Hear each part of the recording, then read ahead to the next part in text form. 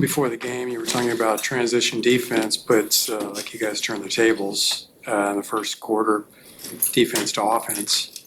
Yeah, I thought the offense was good. The movement, a lot of guys touched the ball early, and I thought the balance was good for them not to be able to run on us. Also, being able to put some of those shots in early where they had to take it out, so that slowed them down a little bit.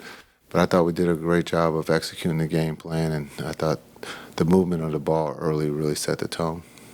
Yeah, to get 33 assists on 45 made shots, how much of that is emphasis? Obviously, like defenses have been trying to reduce ball movement and turn it into an ISO game. Is that something that you guys can, get past and have games like this, even despite what defenses are doing? Yeah, I think we have two of the best ISO players in the league, in the world, and so it's easy to lean in and go to that right off the bat.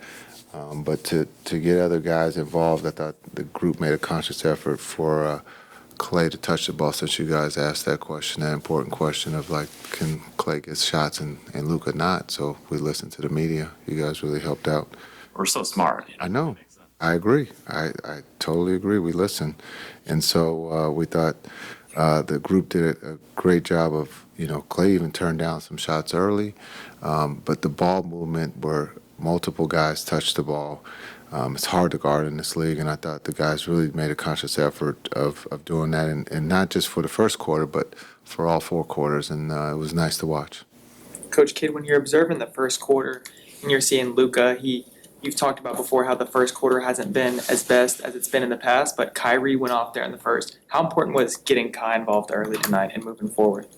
Yeah, I thought Kai's defense got himself involved. He came up with some steals there and got some layups, and then just took what the defense got. But I thought just the movement of being able to get the back door with Kai, being able to the pass. I thought we used the pass well. Kai used the denials to benefit, to get the layups early on. And so, again, just the movement, I thought our intent was right as a group for 48 minutes. And this is something that we got to build on, especially if we're going to have these injuries, for this group to be able to score. Again, our bench didn't score but 1 point, until after halftime. So we got to look at that to be better. With Kyrie, how intentional is the triple threat right corner touches that he keeps getting and keeps making? Yeah, it seems like he just pulls it and makes.